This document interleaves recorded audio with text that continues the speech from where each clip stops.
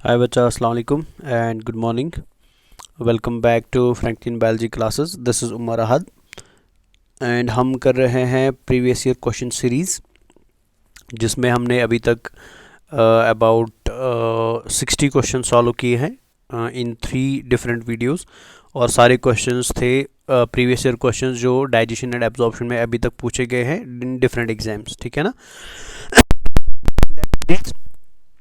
आज हम again 20 question solve करने वाले हैं जो मोस्टली होंगे from the process of food absorption, from the part of food absorption. तो ये क्वेश्चंस भी प्रीवियस ईयर एग्जाम में पूछे गए हैं। तो शुरू करते हैं फर्स्ट क्वेश्चन से। ये क्वेश्चन पूछा गया है नीट 2019 में, ठीक है ना। इंपॉर्टेंट क्वेश्चन है, कॉलम बेस्ड क्वेश्चन है। और इस कॉलम बेस्ड क्वेश्चन को मैं आपको एक ट्रिक भी बताऊंगा सॉल्व करने के लिए।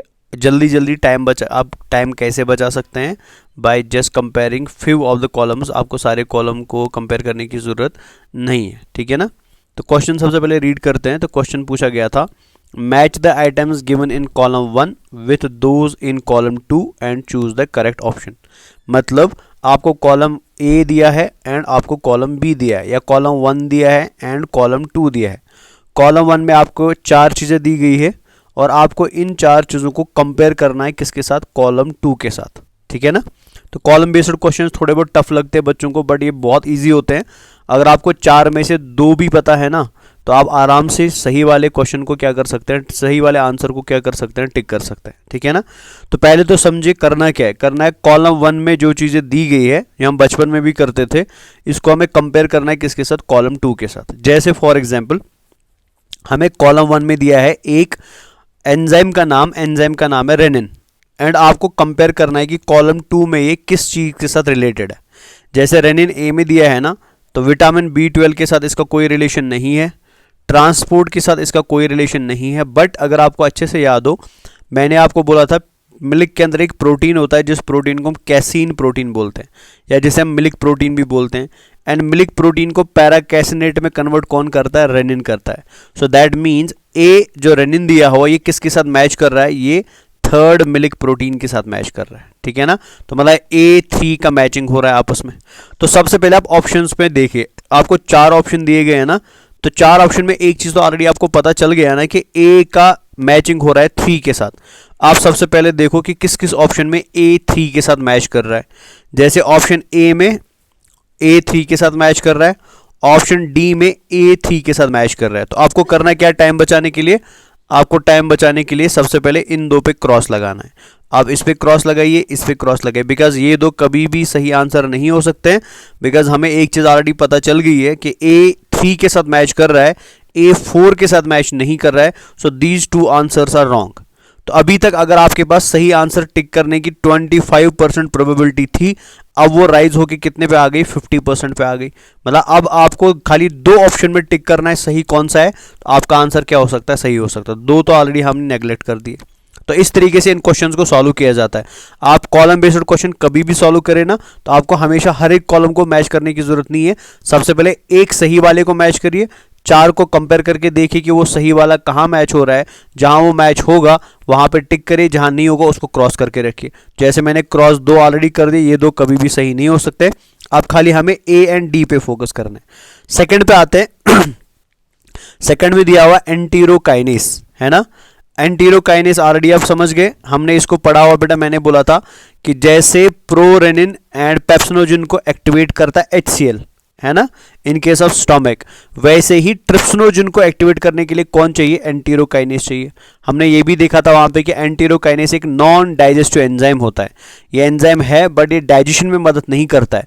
तो फिर किस में मदद करता है, एक्टिवेशन ऑफ ट्रिप्सिनोजन में मदद करता है। तो ये ट्रिप्सिनोजन को कन्वर्ट किस में करेगा, ट्रिप्सिन में कन्वर्ट करेगा। सो दैट मीन्स ए अगर मैच कर रहा है 3 के साथ, है ना, ऐसे बचपन में हम ऐसे करते थे, तो बी किसके साथ मैच कर रहा है, 4 के साथ। अब देखो यहाँ पे क्या, यहाँ पे बी इधर भी 4 दिया है, इधर भी 4 दिया है। तो दैट मीन्स हमें और एक मैचिंग करना पड़ेगा। थर्ड मैचिंग हम करते हैं ऑक्जेंटिक सेल। ऑक्जेंटिक सेल के बारे में मैंने आपको बोला था, ये HCl को रिलीज करती है एंड कैसल्स इंट्रिंसिक फैक्टर को रिलीज करती है। एंड फिर मैंने बोला था आपको बेटा, Castle's intrinsic factor is very important for absorption of vitamin B12। So that means oxyntic cell क्या आएगा, C1 आएगा। अब देखिए इधर यहाँ पे C2 दिया है, यहाँ पे C1 दिया है, तो सही ऑप्शन कौन सा है? डी वाला ऑप्शन सही ऑप्शन है। तो आप डायरेक्टली डी पे क्या करेंगे? टिक करेंगे। तो आपको बाकी फोर्थ वाला कंपेयर करने की जरूरत नहीं है, फोर्थ वाला ऑटोमेटिकली कंपेयर हो गया। तो फोर्थ क्या आएगा? D is related to facilitated transport बेटा। तो ये हो गया आपका फर्स्ट क्वेश्चन आज का, ठीक है ना। बहुत इंपॉर्टेंट क्वेश्चन है और बहुत अच्छा क्वेश्चन है, जिसमें 3-4 कॉन्सेप्ट्स एक साथ दिए गए हैं बेटा। क्वेश्चन नंबर 2 पे आते हैं, आज के दूसरे क्वेश्चन पे आते हैं। तो क्वेश्चन है, fructose is absorbed into the blood through mucosa cells of intestine by the process called. Fructose का एब्जॉर्प्शन कैसे होता है?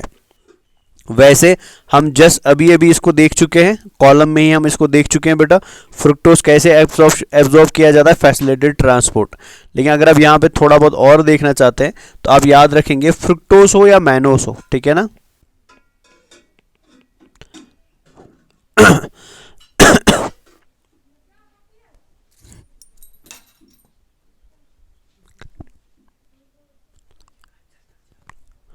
फ्रुक्टोज हो या मैनोस हो बेटा, ठीक है, फ्रुक्टोज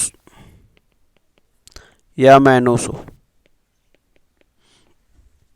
तो याद रखेंगे फ्रुक्टोज एंड मैनोस जो होते हैं ये एब्जॉर्ब किए जाते हैं कैसे? फैसिलिटेटेड डिफ्यूजन से।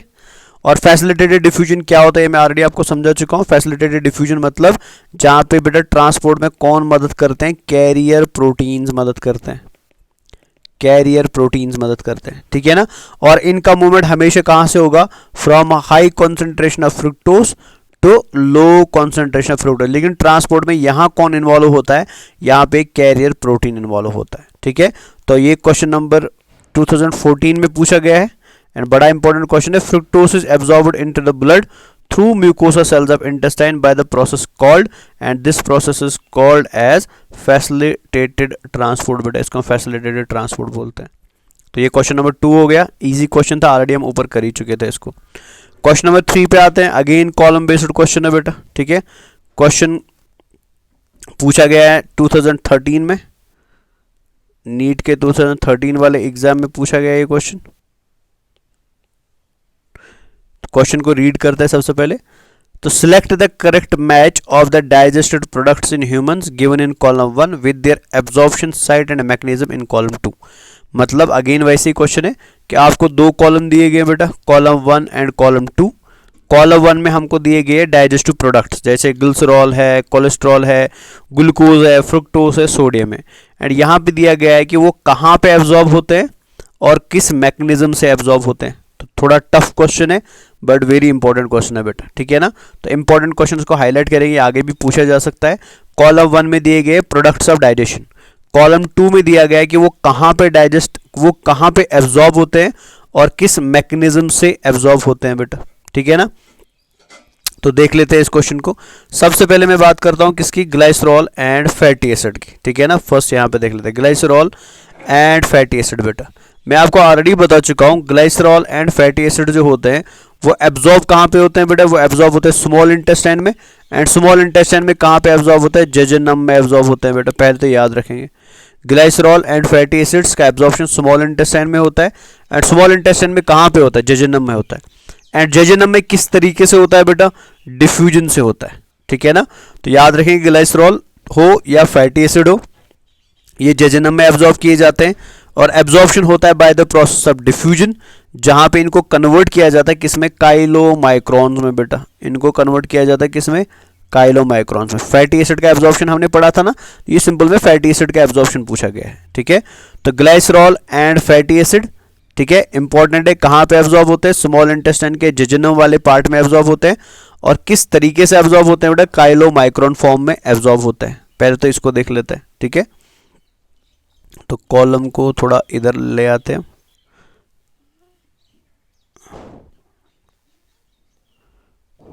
चले, अब इन्होंने क्या दिया इधर देख लीजिए। इन्होंने कॉलम में क्या दिया? ग्लाइसरॉल दिया, फैटी एसिड दिया और यहाँ पे लिया बेटा काइलोमाइक्रॉन। यहाँ तक ये सही है, ठीक है ना। लेकिन यहाँ पे अगर ये लिख लेते ना जेजुनम तो फिर ये सही था, बट इन्होंने यहाँ पे क्या लिखा? ड्यूडेनम लिखा। तो हमें ऑलरेडी पता है glycerol and fatty acid jejunum में एब्जॉर्ब होते हैं, ना कि ड्यूडेनम में एब्जॉर्ब होते हैं। इनका एब्जॉर्प्शन ड्यूडेनम में नहीं होता। ऑल्दो काइलोमाइक्रॉन तो यहाँ सही दिया हुआ है, ठीक है, यहाँ तक तो ये सही है, बट यहाँ पे जेजुनम होता तो फिर ये कॉलम सही होता बेटा। तो ये कॉलम सही इसलिए नहीं है बिकॉज इनका मानना ये है कि glycerol and fatty acid absorb होते हैं ड्यूडेनम में एज काइलोमाइक्रोन, बट रियलिटी में है बेटा glycerol and fatty acid absorb होते हैं जेजुनम में एज काइलोमाइक्रोन। तो कॉलम 1 सही मैचिंग नहीं है। अब कॉलम 2 पे आते हैं। कॉलम 2 में दिया है कोलेस्ट्रॉल एंड माल्टोस एब्जॉर्ब होते हैं लार्ज इंटेस्टाइन में, किस प्रोसेस से? एक्टिव एब्जॉर्प्शन से। बेटा अगर आपको अच्छे से याद हो, मैंने आपको बोला था कोलेस्ट्रॉल जो होता है बेटा वो भी कैसे एब्जॉर्ब किया जाता है? सिंपल डिफ्यूजन से एब्जॉर्ब किया जाता है। कहाँ पे? स्मॉल इंटेस्टाइन में। अब देखो इन्होंने क्या लिखा, कोलेस्ट्रॉल एंड माल्टोस। ठीक है, कोलेस्ट्रॉल मैंने बोल दिया सिंपल डिफ्यूजन से एब्जॉर्ब होता है, स्मॉल इंटेस्टाइन में एब्जॉर्ब होता है। माल्टोस को सबसे पहले हम ब्रेक करते हैं बेटा ग्लूकोज एंड गैलेक्टोज में, जो फिर स्मॉल इंटेस्टाइन में कैसे एब्जॉर्ब होता है? एक्टिव ट्रांसपोर्ट से एब्जॉर्ब होता है। तो यहाँ पे तो एक्टिव ट्रांसपोर्ट दिया हुआ है, इंपॉर्टेंट याद रखेंगे। मैं अगर चलो इधर लिख देता हूँ ताकि आपको बात के लिए भी याद रहे। तो ग्लाइसरॉल एंड फैटी एसिड जो है ना, ये कहाँ पे एब्जॉर्ब होते हैं? ये दोनों एब्जॉर्ब होते हैं जेजुनम में बेटा। ठीक है ना, इधर लिख देता हूँ मैं। तो ये एब्जॉर्ब कहाँ होते हैं? जेजुनम में एब्जॉर्ब होते हैं। ठीक है, एज काइलोमाइक्रोन, बट इन्होंने ड्यूडेनम दिया था तो इस वजह से ये गलत था। कोलेस्ट्रॉल एब्जॉर्ब होता है बेटा स्मॉल इंटेस्टाइन में एब्जॉर्ब होता है। ठीक है ना, कोलेस्ट्रॉल इज एब्जॉर्ब्ड इन किससे? सिंपल डिफ्यूजन से, स्मॉल इंटेस्टाइन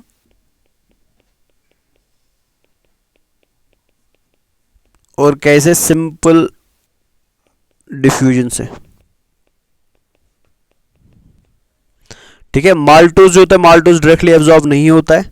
माल्टोज को सबसे पहले हम ब्रेक करते हैं बेटा ग्लूकोज प्लस गैलेक्टोज में। कहां पे बेटा? अगेन स्मॉल इंटेस्टाइन में, स्मॉल इंटेस्टाइन में। और ये कैसे एब्जॉर्ब होता है? एक्टिव ट्रांसपोर्ट से एब्जॉर्ब होता है। एक्टिव ट्रांसपोर्ट, ये एक्टिव ट्रांसपोर्ट से एब्जॉर्ब होता है। ठीक है ना। अब देखो इन्होंने क्या लिखा, इन्होंने लिखा कोलेस्ट्रॉल एंड माल्टोस एब्जॉर्ब होते हैं लार्ज इंटेस्टाइन में। लार्ज इंटेस्टाइन में तो एब्जॉर्प्शन होता ही नहीं है, सबसे पहले इधर गलत है। आगे लिखा एक्टिव ट्रांसपोर्ट, एक्टिव ट्रांसपोर्ट खाली माल्टोस के लिए है, वो कोलेस्ट्रॉल के लिए नहीं है। तो मतलब ये कॉलम भी क्या है? ये कॉलम भी रॉन्ग है बेटा। ठीक है, थर्ड पे आते हैं। Glycine and glucose, glycine amino acid है एंड ग्लूकोज तो ऑलरेडी आपको पता है। ये एब्जॉर्ब होते हैं स्मॉल इंटेस्टाइन में। और कैसे एब्जॉर्ब होते हैं? एक्टिव एब्जॉर्प्शन से एब्जॉर्ब होते हैं बेटा।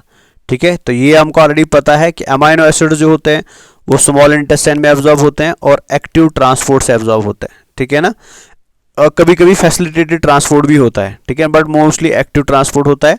तो ये वाला कॉलम एकदम क्या है? करेक्ट कॉलम है। लास्ट कॉलम पे अगर हम नजर डालेंगे, फ्रुक्टोज लिखा है एंड सोडियम लिखा है। ठीक है ना, फ्रुक्टोज एब्जॉर्ब होता है फैसिलिटेटेड डिफ्यूजन से, जो हम थोड़ी देर पहले अभी कर चुके हैं। लेकिन यहाँ पे क्या लिखा है? पेसिव एब्जॉर्प्शन लिखा हुआ है, तो वो तो सही नहीं है। तो कॉलम 3 सही ऑप्शन है इसका। तो this is the correct answer बेटा, एंड कॉलम डी रॉन्ग है। तो बहुत इंपॉर्टेंट क्वेश्चन पूछा गया था, अच्छा क्वेश्चन है बेटा, तो इसको आप अगेन एक बार देख लीजिएगा। चलिए, तो क्वेश्चन नंबर 4 पे आते हैं आज के। क्वेश्चन नंबर 4 पूछा गया 2010 वाले एग्जाम में। क्वेश्चन है carrier ions like sodium facilitate the absorption of substances like. मतलब जब हमने एब्जॉर्प्शन पढ़ा था तो मैंने वहीं पे आपको बोला था कि कभी कभी एब्जॉर्प्शन यूनिपोर्ट होता है, मतलब सिंगल आयन एब्जॉर्ब होता है। कभी कभी सिम्पोर्ट होता है, मतलब एक आयन अंदर जाएगा एक बाहर आएगा। एंड कभी कभी सिम्पोर्ट होता है, मतलब एक आयन के साथ दूसरा आयन उसके साथ फ्री में अंदर चला जाता है। यूनिपोर्ट मतलब अगर एक आयन का एक डायरेक्शन में मूवमेंट हो रहा है। सिम्पोर्ट का बेटा अगर दो आयन्स का सेम डायरेक्शन में मूवमेंट हो रहा है। एंटीपोर्ट का अगर एक सेल के अंदर जा रहा है एंड दूसरा सेल से बाहर आ रहा है। ठीक है, अब यहाँ पे किसके बारे में पूछा गया? सोडियम के बारे में पूछा गया कि सोडियम जब एब्जॉर्ब होता है तो वो अपने साथ और किस चीज को ले जाता है बेटा during the process of absorption. ठीक है, तो याद रखेंगे बच्चा कि absorption of glucose and amino acid जो होता है, ठीक है ना, absorption of glucose plus amino acid जो होता है ये हमेशा मीडिएटेड होता है बाय कैरियर।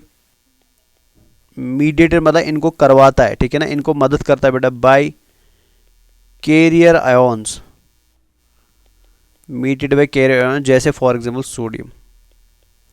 ठीक है, मतलब क्या है इसका?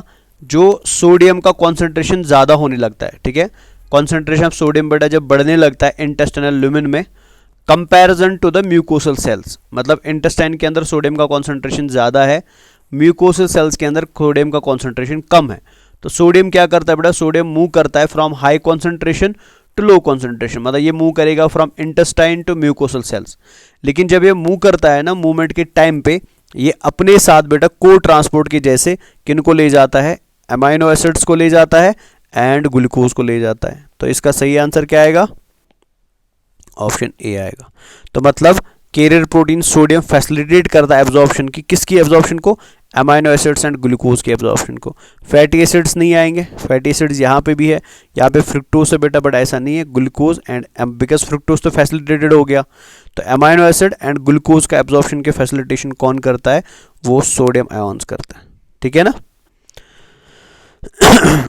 नेक्स्ट पे आते हैं, 2009 में क्वेश्चन पूछा गया है, क्वेश्चन को रीड करते हैं। A young infant may be feeding entirely on mother's milk which is white in color, but the stool which the infant passes out is quite yellowish.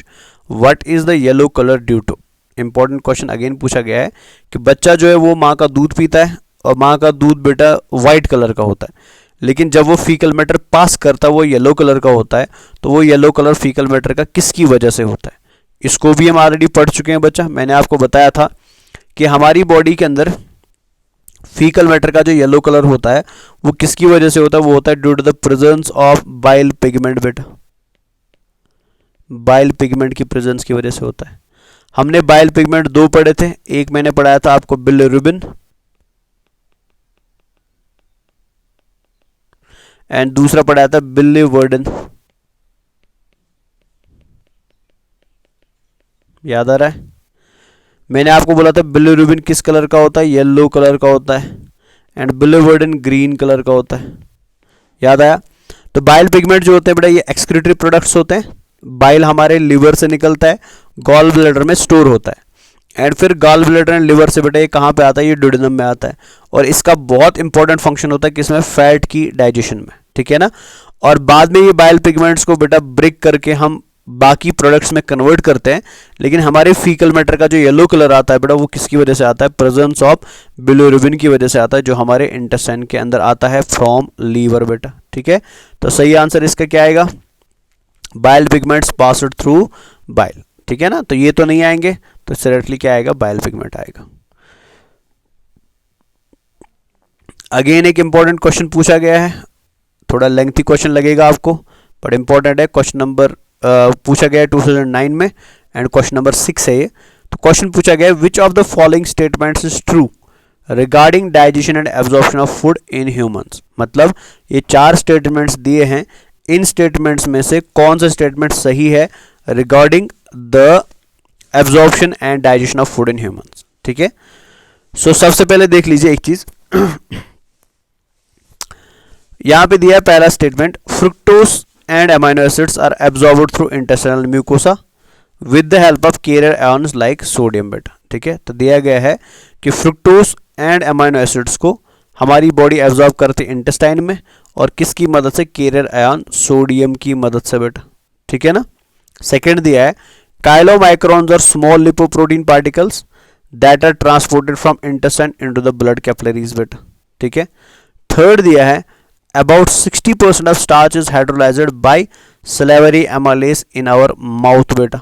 and last दिया है oxyntic cell in our stomach secrete proenzyme pepsinogen। सबसे पहले हम last से शुरू करते हैं। देखिए ऑक्जेंटिक सेल क्या रिलीज करता है बेटा, HCl and Castle's intrinsic factor release करता है, लेकिन यहाँ पे दिया बेटा वो रिलीज करता है पेप्सिनोजन। बट पेप्सिनोजन रिलीज करने का काम किसका होता है, चीफ सेल का होता है और जाइमोजिन सेल का होता है, तो ये तो गलत है, इसको कैंसिल कर देते हैं। हमारे माउथ के अंदर मैंने आपको बोला था बेटा 70% स्टार्च का डाइजेशन होता है स्मॉल इंटेस्टाइन में, 30% होता है माउथ में, इन्होंने दिया है 60%, तो ये भी गलत हो गया बेटा। ठीक है ना। अब बचे हमारे पास option A and option B. Option A B में दिया है काइलोमाइक्रॉन्स होते हैं स्मॉल लिपोप्रोटीन पार्टिकल्स जो ट्रांसपोर्ट किए जाते हैं बेटा from intestine into blood capillaries. लेकिन हमें पता है बेटा chylomicron of course they are lipoprotein particles, ये तो यहां तक सही है, बट वो ट्रांसपोर्ट ब्लड कैपिलरी के थ्रू नहीं होते हैं, वो एक लार्ज लिम्फेटिक वेसल के थ्रू ट्रांसपोर्ट किए जाते हैं जिनको हम क्या बोलते हैं, लैक्टील्स बोलते हैं बेटा। तो ब्लड कैपिलरी के थ्रू वो ट्रांसपोर्ट नहीं होते हैं, वो लिम्फेटिक वेसल के थ्रू ट्रांसपोर्ट होते हैं, जिस लिम्फेटिक वेसल को हम क्या बोलते हैं, लैक्टील बोलते हैं। तो ये भी गलत हो गया। तो सही वाला ऑप्शन कौन सा है, ऑप्शन ए है बेटा। ठीक है, ऑल्दो यहाँ पे भी याद रखना फ्रुक्टोज जो होता है बेटा, फ्रुक्टोज का फैसिलिटेटेड होता है, लेकिन उसको फैसिलिटेट कौन करता है, सोडियम करता है बेटा। ठीक है ना, तो ऑप्शन ए सही ऑप्शन है इसका। ये तो सिंपल क्वेश्चन है, इसको फटाफट ही कर देते हैं। तो क्वेश्चन है epithelial cell of intestine involved in food absorption have on their surface. Epithelial cell जो इंटेस्टाइन की होती है उसकी सरफेस पे क्या होता है, ये तो ऑलरेडी आपको पता है बच्चा, माइक्रोविलेज होता है, वो मेरे को ज़्यादा डिस्कस करने की ज़रूरत नहीं, तो माइक्रोविलेज होता है। ठीक है ना। 2003 में क्वेश्चन पूछा गया है। तो क्वेश्चन है during prolonged fasting in what sequence are the following organic compounds used up in body. मतलब अगर आप बहुत देर तक खाना नहीं खाते हैं, आप फास्टिंग करते हैं, तो किस तरीके से आपकी बॉडी बेटा इन सारे मॉलिक्यूल्स को यूज़ करेगी। सबसे पहले वो कार्बोहाइड्रेट को यूज़ करेगी, फिर फैट को यूज़ करेगी, फिर लास्टली प्रोटीन को यूज़ करेगी। पहले फैट को, फिर कार्बोहाइड्रेट को, फिर प्रोटीन को। पहले कार्बोहाइड्रेट को, फिर प्रोटीन को, फिर फैट्स को। पहले प्रोटीन्स को, फिर लिपिड्स को, लास्ट कार्बोहाइड्रेट्स को। तो हमें ऑलरेडी पता है बेटा, बॉडी में अगर आप फास्टिंग करते हैं तो फास्टिंग के टाइम पे सबसे पहले बॉडी स्टोर्ड कार्बोहाइड्रेट को यूज़ करती है, ग्लाइकोजन को यूज़ करती है। ग्लाइकोजन खत्म हो जाएगा तो फिर फैट को यूज़ करेगी, फैट भी खत्म हो गया तो फाइनली प्रोटीन को यूज़ करते। तो ऑप्शन ए इसका सही ऑप्शन है। अब आते हैं नेक्स्ट पार्ट पे। ये है जो हमने डाइजेस्टिव डिसऑर्डर्स पढ़ी थी, हमने बीमारियां पढ़ी थी डाइजेस्टिव सिस्टम की, तो उसके बेसिस पे ये क्वेश्चंस कुछ दिए गए हैं। तो ये क्वेश्चन नंबर 9 है, 2012 में पूछा गया। Question is anxiety and eating spicy foods together is an otherwise normal human may lead to. मतलब अगर एक इंसान बेटा स्पाइसी फूड्स खाता है और एंजाइटी होती है उस इंसान में, तो वो किस बीमारी को लीड कर सकता है, इनमें से किस बीमारी का वो कॉज हो सकता है। ठीक है ना, तो 4 बीमारियां दी है।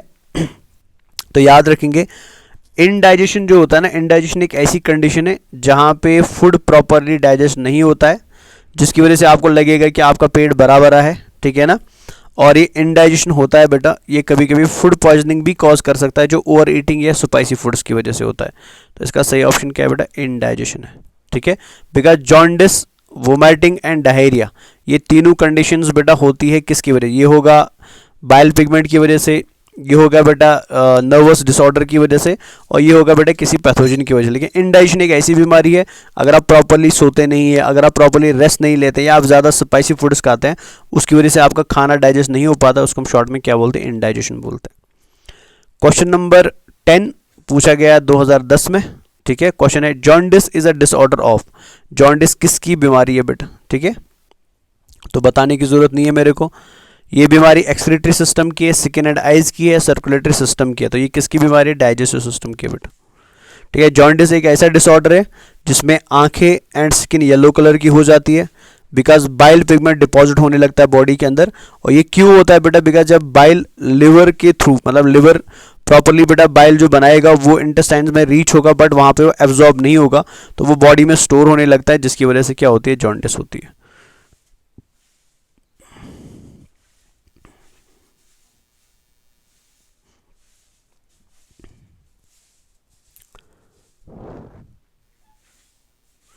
चलिए नेक्स्ट क्वेश्चन 2009 में पूछा गया। क्वेश्चन है when breast feeding is replaced by less nutritive food low in proteins and calories the infant below the age of 1 year are likely to suffer from. तो क्वेश्चन नंबर बेटा 11 है ये। ठीक है ना, तो क्वेश्चन नंबर 11 आज का क्वेश्चन नंबर 11 है, वैसे 71 वाला क्वेश्चन है। तो क्वेश्चन पूछा गया कि अगर एक बच्चे को माँ अपना दूध नहीं पिलाती है, तो आप उसको बाहर वाला कोई दूध पिलाते हैं, तो उस बाहर वाले दूध में बेटा proteins and calories proper amount में नहीं होती है, तो बच्चे को कौन सी बीमारी हो सकती है। ठीक है, तो मैं ऑलरेडी आपको बता चुका हूं बेटा कि मरसमस एक कॉमन डिसऑर्डर है बच्चों का, इन्फेंट्स का, जिनकी एज 1 साल से कम होती है। और मरसमस का कॉज क्या है बेटा, deficiency of proteins and calories होती है। ठीक है, इसका सही आंसर क्या आएगा, मरसमस आएगा। ये एग्जाम में पूछा जाता है तो इंपॉर्टेंट क्वेश्चन है। क्वेश्चन नंबर 12 आज का, ये पूछा गया 2007 में। क्वेश्चन है विच of the following is a fat soluble vitamin and it is related deficiency disease. इनमें से कौन सा विटामिन फैट सॉल्युबल है और उसकी वजह से कौन सी बीमारी होती है। ऑलरेडी हम जानते हैं बेटा रेटिनॉल जो होता है, रेटिनॉल फैट सॉल्युबल विटामिन होता है, और रेटिनॉल की वजह से, इसकी डेफिशिएंसी की वजह से नाइट ब्लाइंडनेस होती है, या जिसको हम क्या बोलते हैं, ज़ीरोप्थेल्मिया बोलते हैं। ठीक है, तो सिंपल में इसको आप ऐसे याद रखेंगे।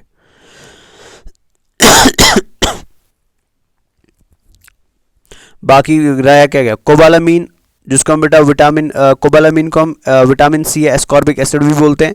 ये वाटर सॉल्युबल विटामिन होता है बेटा, ठीक है ना। कैल्सिफेरॉल विटामिन डी होता है बेटा, ठीक है ना। कैल्सिफेरॉल विटामिन डी, तो मैं इधर एक चीज़ लिख देता हूँ। कोबालामीन जो होता है इसको हम विटामिन सी बोलते हैं, या एस्कॉर्बिक एसिड भी बोलते हैं इसको, ठीक है ना। इसकी वजह से प्रेनिशियस एनीमिया होता है।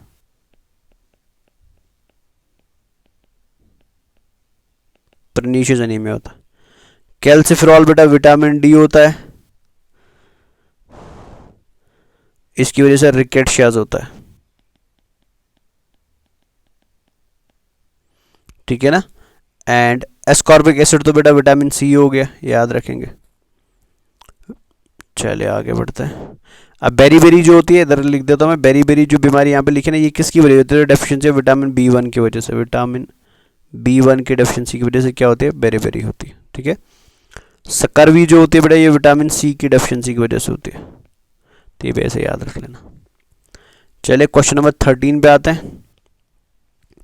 2006 में पूछा गया question number 13 is examination of blood of a person suspected of having anemia shows large immature nucleated erythrocytes without hemoglobin. Supplementing his diet with which of the following is likely to elevate his symptoms. मतलब अगर एक person का blood sample आपके पास आ जाता है और आपको blood sample में दिखाई दे रहा है कि उस बंदे में एनीमिया है, मतलब उसमें ब्लड की कमी है, और जब आपने आरबीसी को देखा तो उसकी आरबीसी लार्ज साइज की है, इमेच्योर है, और उसकी आरबीसी में न्यूक्लियस भी पाया जाता है। नॉर्मली आरबीसी में न्यूक्लियस नहीं होता है, लेकिन उसकी आरबीसी में न्यूक्लियस है और हीमोग्लोबिन नहीं है। तो अगर आप इन चीज़ों में से बेटा ये डाइट में से कोई डाइट उसको दे देते हो, तो इनमें से कौन सी डाइट देने से उसके सिम्टम्स जो हैं बेटा वो एलिवेट हो जाएंगे, मतलब ज़्यादा बढ़ जाएंगे बेटा। पहले तो याद रखेंगे, एनीमिया जो होता है बेटा, एनीमिया नॉर्मली कोई बीमारी नहीं है, ये एक सिम्टम है बेटा अलग अलग डिजीज़ का, अलग अलग बीमारियों का, जिसमें क्या होता है, एक पर्सन में एक्सेसिव ब्लड लॉस हो सकता है, एक्सेसिव ब्लड सेल डिस्ट्रक्शन हो सकता है, या डिक्रीज्ड ब्लड सेल फॉर्मेशन हो सकता है। मतलब इन शॉर्ट उस पर्सन में ब्लड की कमी होगी, ठीक है। और ब्लड की कमी होने की वजह से this condition is called as anaemia. अब एनीमिया से अगर आप बचना चाहते हैं तो आपको डाइट में बेटा सबसे बेस्ट जो चीज़ देनी चाहिए वो क्या देनी चाहिए, फॉलिक एसिड देना चाहिए। फॉलिक एसिड जो होता है बेटा, ये एंजाइम को एंजाइम होता है, एक ऐसे एंजाइम का जो नेसेसरी होता है बेटा for the formation of RBCs. अगर फॉलिक एसिड की डेफिशिएंसी हो गई तो फॉलिक एसिड की डेफिशिएंसी की वजह से क्या होता है, एनीमिया होता है। विटामिन B12 और सायानोकोबालामीन भी, जिसको हम बोलते हैं शॉर्ट में, ठीक है ना, ये कोएंजाइम का काम करता है जो न्यूक्लिक एसिड मेटाबॉलिज्म में मदद करता है, और शॉर्ट में बेटा आरबीसी के फॉर्मेशन में क्या करता है, मदद करता है। तो कौन सा चीज़ आप डाइट में देंगे जिसकी वजह से ये पर्सन बच सकता है इस सिम्टम से, that is folic acid and cyanocobalamin बेटा। क्वेश्चन नंबर 14 पे आते हैं आज के। 2005 में क्वेश्चन पूछा गया। Question is a patient is generally advised to specially consume more meat, lentils, milk and eggs in diet only when he suffers from. एक पेशेंट है, उसको डॉक्टर बोल रहा है कि आप ज़्यादा मीट खाओ, आप ज़्यादा लेंटिल्स खाओ, दूध पियो और एग्स खाओ। वो किस बीमारी से सफ़र हो रहा है या उसमें कौन सी बीमारी है? तो सिंपल में हम ऑलरेडी जानते हैं बेटा बीमारी कौन सी हो सकती है, कवाशुगर हो सकती है। कवाशुगर हमें पता है बेटा ये प्रोटीन डेफिशिएंसी की वजह से होती है। तो जिस पर्सन में प्रोटीन डेफिशिएंसी होगा उसको हम प्रोटीन रिच डाइट देंगे, जिसकी वजह से इस पर्सन में बीमारी ईजिली रुक सकती है बेटा। क्वेश्चन नंबर 15 पे आते हैं।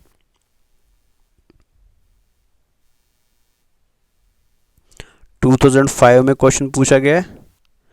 तो क्वेश्चन क्या है, which groups of 3 of the following 5 statements 1-5 contain all 3 correct statements regarding berry. तो बेरी के कुछ स्टेटमेंट्स दिए बेटा इन 5 में, तो हमें देखना है कि कौन सा स्टेटमेंट इनमें से तीनों के तीनों स्टेटमेंट्स एकदम सही वाले स्टेटमेंट्स हैं, ठीक है।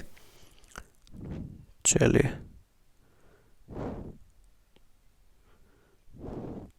तो पहला दिया है a crippling disease prevalent among the native population of sub Sahara Africa. मतलब बेरी एक ऐसी बीमारी है जो कॉमनली बेटा होती है कब, सब सहारन अफ्रीका में। पहला तो ये दिया हुआ है।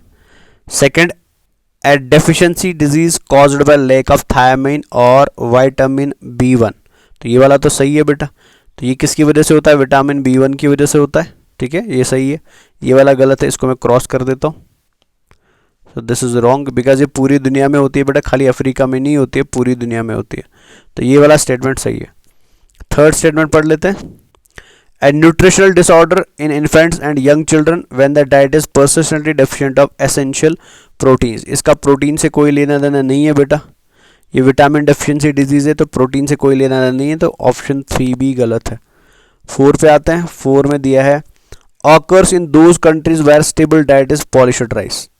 ये सही वाला है बेटा, ठीक है ना, this is correct statement. Fifth statement है the symptoms are pain from neuritis, paralysis muscle wasting, ये भी सही है। तो कौन सा ऑप्शन सही आएगा? 2, 4 एंड 5। तो ये वाला सही है बेटा, 2, 4 एंड 5। ठीक है। The richest source of vitamin B12 are, question number 16 है आज का, 2004 में पूछा गया है। The richest source of vitamin B12 are goat liver and spirulina, chocolate and green gram. तो इसमें आप याद रखेंगे, तो गोट लिवर एंड स्पाइरुलिना बेटा रिचेस्ट सोर्सेज होते हैं किसके? विटामिन B12 के।